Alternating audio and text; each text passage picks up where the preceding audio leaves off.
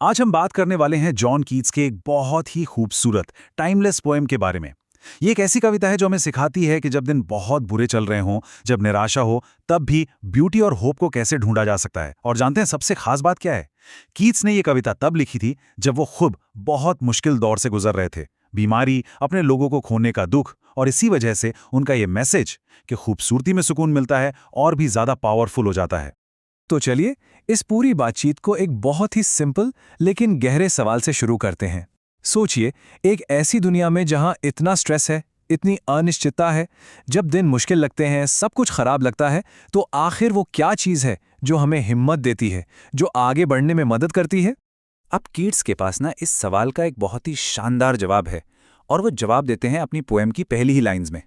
वो कहते हैं कि खूबसूरती यानी अ थिंग ऑफ ब्यूटी हमेशा के लिए खुशी देने वाली चीज़ है। इसकी खूबसूरती वक्त के साथ बढ़ती जाती है, ये कभी भी ख़त्म नहीं होती, कभी भी ज़ीरो नहीं हो जाती। तो चलिए इसी आइडिया को ना थोड़ा और खोलकर समझते हैं। पहला सेक्शन यही है, हमेशा के लिए एक खुशी। अब कीट्स के लिए ये सिर्फ एक कही सुनी बात नहीं है, बल्कि ये एक वादा है, एक प्रॉमिस कि ब्यूटी का असर कभी खत्म नहीं होगा। यहाँ पर एक बहुत ही मजेदार कॉन्सेप्ट आता है, बावर क्वाइट का, मतलब एक शांत सुकून देने वाली जगह। किड्स कहते हैं कि किसी खूबसूरत चीज की याद हमारे दिमाग में बिल्कुल वैसी ही एक जगह बना लेती है, एक ऐसा कोना जहां हम जा सकते हैं और हमें क्या मिलता है वहां? सुकून, अच्छे सपने और मेंटल पीस, बिल्कुल किसी पेड़ की ठंडी छांव की तरह। और देखिए, यहाँ पर सबसे जरूरी बात यह है कि ब्यूटी सिर्फ दुनिया की सच्चाई से भागने का कोई रास्ता नहीं है। नहीं, कीथ के हिसाब से यही तो वो फूलों का बंधन है, वो फ्लावरी बैंड है जो हमें इस धरती से, इस जिंदगी से बांध कर रखता है।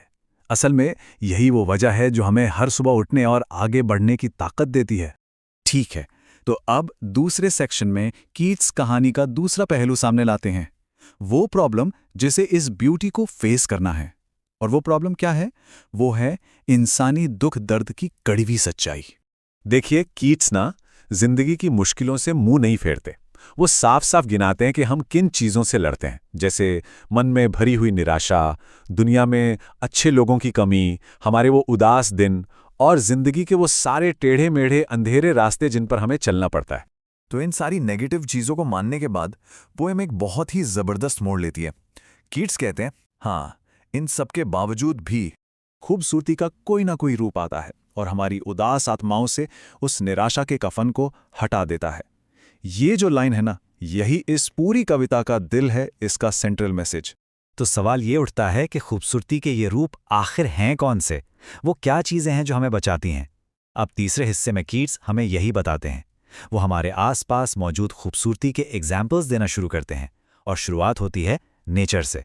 वो सबसे पहले उन बड़ी यूनिवर्सल चीज़ों की बात करते हैं जो हम सबके लिए हैं।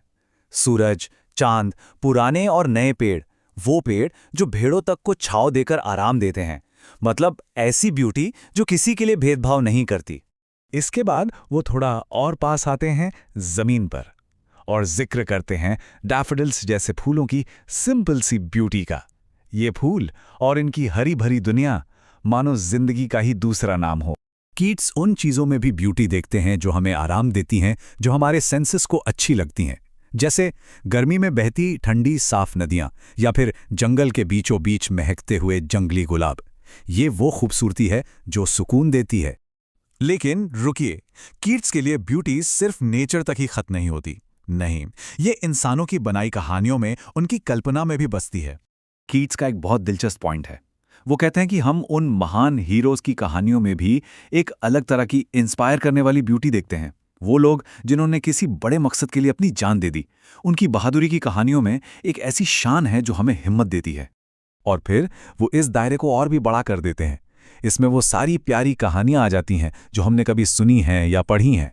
सोचिए, पुरानी कथाएं, लोक कथाएं, कोई शानदार नॉवल, ये सब ब्यूटी के बहुत पावरफुल और हमेशा साथ रहने वाले सोर्स हैं।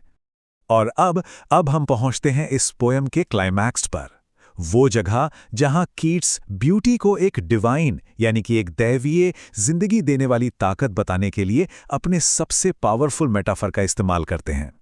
पोएम खत्म होती है इन कमाल की लाइंस के साथ। कीट्स ब्यूटी को कहते हैं an eternal fountain of absolute drink, जो स्वर्ग के किनारे से हम पर बरस रहा है। क्या बात है! तो ये अंतहीन फवारा आखिर है क्या? ये सिंबल है ब्यूटी की इस ताकत का जो कभी खत्म नहीं होती, जो जिंदगी देती है।